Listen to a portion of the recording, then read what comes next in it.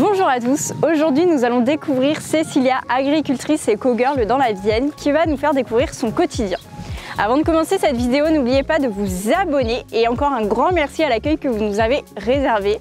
Et sans plus attendre, on y va!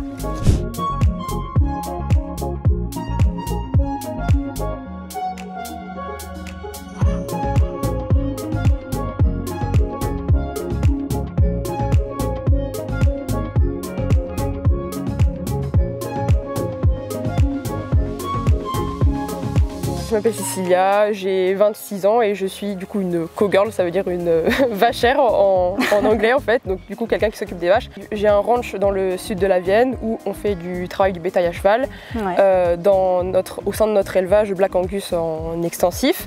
Et à côté de ça, je suis aussi agent de remplacement des agriculteurs de la Vienne, donc principalement en élevage bovin, mais bon, je fais un petit peu tout. Et je suis également présente sur les réseaux sociaux pour présenter un peu tout mon univers, alors que ce soit le monde agricole ou le monde du cheval, et tout ce qui est partenariat avec le cheval, notamment travail à la ferme, mais aussi équitation western en compétition et tout cet univers-là. Qu'est-ce qui t'a emmené du coup jusque-là?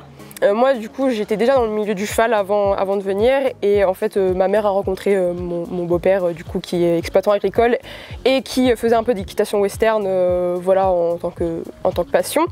Et en fait, il nous a fait découvrir le travail du bétail à cheval. Moi, je suis pas du tout originaire du monde agricole à la base. C'est lui qui m'a transmis la passion des vaches et le fait de pouvoir travailler avec les chevaux sur les vaches. Bon, en fait, le cheval est un véritable partenaire. Donc finalement, je me suis dit ah ouais, en fait, c'est trop cool. On peut aussi monter à cheval, pour le travail entre guillemets et du travail passion qui plus est. Tu as commencé à travailler le bétail à cheval à quel âge? Du coup, à mes 15 ans. Donc du coup, ça fait 11 ans. D'accord, ok. Est-ce que toi, tu sens une différence d'être une femme dans le milieu agricole? Non, alors après, moi je vais pas du tout entretenir le mythe que les femmes doivent travailler plus dur pour prouver aux hommes qu'elles ont leur place dans l'agriculture. En fait, non. Si t'es une femme, t'as ta place. Et même si voilà, physiquement, t'es pas hyper développée, enfin je sais pas trop comment expliquer ça. Et surtout, les femmes ont aussi leurs choses à apporter, spécialement dans ce milieu-là, en fait. Alors peu importe, il y a des femmes qui aiment beaucoup la mécanique, etc. Et il y en a qui sont plus animaux. En fait, il faut trouver sa voie, sa branche. Voilà, chacun doit trouver sa branche, sa voie et sa zone de génie, entre guillemets. Et en fait, on a toutes et tous notre place. Et non, honnêtement, moi, je me sens pas plus à part. En tout cas, c'est pas moi le sentiment que j'ai. Ouais. Au contraire, il y en a beaucoup qui m'encouragent. Et moi, j'hésite pas à encourager et les femmes et les hommes, parce que je fais pas de différence. Mais voilà, chacun a sa place en fait.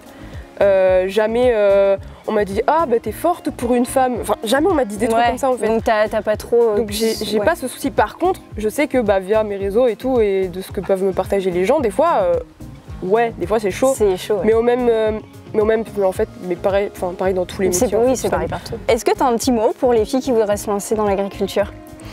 Alors lancez-vous, mais pas tête baissée, mais ça je vais le dire autant pour les femmes que pour des hommes. Prenez le temps vraiment de vous poser, vous demander ce que vous voulez faire dans la vie, est-ce que vous voulez voyager, est-ce que vous voulez faire des enfants, passer du temps avec votre famille, avant de vous installer. Est-ce que je veux gagner beaucoup, c'est quoi ma vision, qu'est-ce que je veux faire dans la vie, et ensuite designer votre entreprise, votre installation en fonction de ça. C'est-à-dire que les agriculteurs, agricultrices ne sont pas là pour se flinguer au boulot et le travail n'est pas là pour diriger leur vie. Non, au contraire, c'est leur vie et un travail passion à côté. Donc voilà, il faut bien prendre le temps de ok, qu'est-ce que j'aime faire, qu'est-ce que je veux faire et voilà, comment est-ce que je peux designer ma vie en fonction de ça. Il faut vraiment prendre le temps de poser et de construire sa vision avant de s'installer. Et ça passe par, pourquoi pas aller travailler ailleurs, dans plein de fermes différentes, voir à l'étranger aussi comment ça se passe et voilà, et voir vraiment ce qui est possible de faire.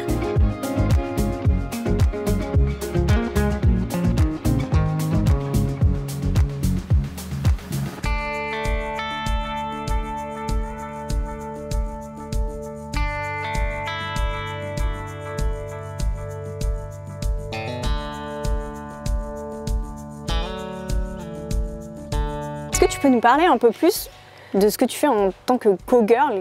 Parce qu'on n'entend pas parler du tout ni de cow-boy ni de co-girl en France. Ouais. Est-ce que tu peux nous en dire un peu plus là-dessus? Ok, en fait en France il y a un peu une connotation un peu folklorique au terme cow-boy et co-girl parce que tout de suite on a dans la tête les films western et tout où les gens ils courent comme des balles derrière les vaches avec des flingues et tout. Non, en fait, c'est pas ça du tout la vie. Et comme je disais, une cowgirl ou un cowboy, bah, c'est quelqu'un qui s'occupe des vaches. Enfin, en français, ça veut dire vacher. Et en fait, aux États-Unis, les vachers, ils sont obligés de travailler avec les chevaux parce que les élevages sont en plein air, donc extensifs, avec des troupeaux énormes. Et du coup, ils sont obligés de travailler avec le cheval. Et en fait, c'est un atout qui est formidable. Nous, on travaille avec le chien, beaucoup de chiens en France. Et en fait, le chien, déjà, est une espèce très différente de la vache et il va avoir des mouvements très vifs, etc. Et ça a tendance à stresser les animaux. Et non pas à les habituer vraiment dans le bon sens. Là, un cheval qui a du co-sense, donc ce qui veut dire du sens du bétail, a la capacité de naturellement pousser, driver une vache, l'isoler, pressentir aussi si elle va charger. Et en fait, ça habitue les vaches avec un animal qui lui ressemble, enfin qui leur ressemble. Et en fait, ça se fait beaucoup plus tranquillement, en sécurité, donc dans la sécurité de l'agriculteur qui travaille. Et on fait pas comme dans les films, en fait, on court pas du tout après les vaches. Au contraire, on a une obligation de résultat. Et l'obligation de résultat, c'est d'arriver à faire une tâche sans stresser les animaux. Donc en fait, on va courir le moins possible, on va mettre le moins de pression possible en fait avec les animaux. Et quand je dis cowgirl, c'est vraiment parce que sur mes réseaux sociaux, voilà, je regroupe en fait plein de choses. Alors je regroupe en même temps mon travail que je fais avec les Angus, donc toutes les techniques d'éducation et aussi la vente directe, comment je parle aux clients, etc. Il y a la partie cheval et du coup la partie équestre qu'on fait ici, où vraiment on apprend à des chevaux de l'extérieur et à des cavaliers de l'extérieur à faire un partenariat avec leur cheval pour pouvoir ensuite guider les troupeaux, faire du vrai travail. Bon, merci beaucoup Cécilia en tout cas de nous avoir fait découvrir ton univers. N'hésitez pas à aller vous abonner à son Instagram, sa chaîne YouTube, Galataram. On mettra aussi en description. Et puis on va continuer notre petit tour. Ça marche. Allez.